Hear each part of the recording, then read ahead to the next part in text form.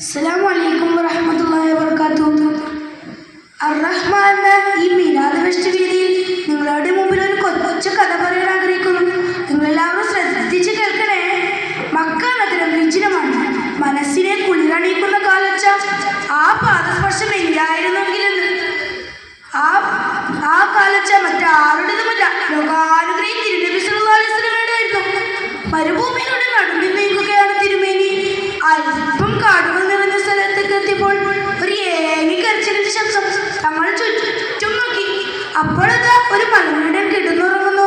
തന്റെ അരികിൽ വലയിലകപ്പെട്ട ഒരു മാൻപേട. ആ മാൻപേട തങ്ങളെ കണ്ടതോടെ കരച്ചിലിന്റെ ശബ്ദം കൂട്ടാൻ തുടങ്ങി. കണ്ണുനീർ ഒലിപ്പിച്ചുകൊണ്ട് ആ മാൻ നബിയോട് പറഞ്ഞു, നബിയെ, ഞാൻ പ്രസവിച്ച് 3 ദിവസമേ ആയിട്ടുള്ളൂ.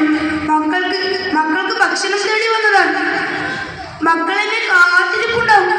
ഞാൻ അവർക്ക് പാലൂട്ടി ഉടനെ തിരിച്ചു തങ്ങളെന്നെ രക്ഷപ്പെടുത്തിയാൽ ഉടനെ തന്നെ നബി തങ്ങൾ ആ മലമേനോട് പറഞ്ഞു, ഈ മാനിനെ അയച്ചു വിട്ടു. അതതിന്റെ മക്കൾക്ക് പാലൂട്ടി ഉടനെ തിരിച്ചു വരും. തന്നെ മലമേടൻ ചിരിച്ചുകൊണ്ട് പറഞ്ഞു, ഈ മാൻ തിരിച്ചു വരുമെന്നോ? എന്ത് വിഡ്ഢിത്തരമാണ് നിങ്ങൾ പറയുന്നത്? മലമേടൻ ഒന്ന് ആലോചിച്ചു. എന്നിട്ട് പറഞ്ഞു, ശരി, ഞാൻ ഇതിനെ തിരിച്ചുവിടാം. ഇതിന് പകരമായി നിങ്ങൾ ജാമ്യം നിൽക്കണം. നബി തങ്ങൾ പുഞ്ചിരിച്ചുകൊണ്ട് പറഞ്ഞു, ശരി, ഞാൻ ജാമ്യം നിൽക്കാം. മലമേടൻ വീണ്ടും ചോദിച്ചു, ഈ മാൻ തിരിച്ചു വന്നില്ലെങ്കിൽ നിന്നെ ഞാൻ അറുത്തു കഴിയും.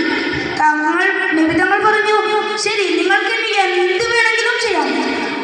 അങ്ങനെ മലമേടൻ ആ മാനിനെ അയച്ചു വിട്ടു. മാൻ അതിവേഗത്തിൽ ഓടി മറഞ്ഞു. പറഞ്ഞ സമയം കഴിയാനായി നിമിഷങ്ങൾ മാത്രം ബാക്കി. മലമേടന്റെ കടല പുന്നാരി നബി തങ്ങളുടെ കഴുത്തിലേക്ക് നീളും.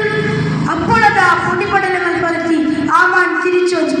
ഇത് കണ്ടു നിന്ന മലമേടൻ അമ്പരന്ന് പോയി. ഇത് എന്തൊരു അത്ഭുതം! മലമേടൻ ഉടനെ തന്നെ നബി തങ്ങളോട് ചോദിച്ചു, നിങ്ങൾ ആരാണ്?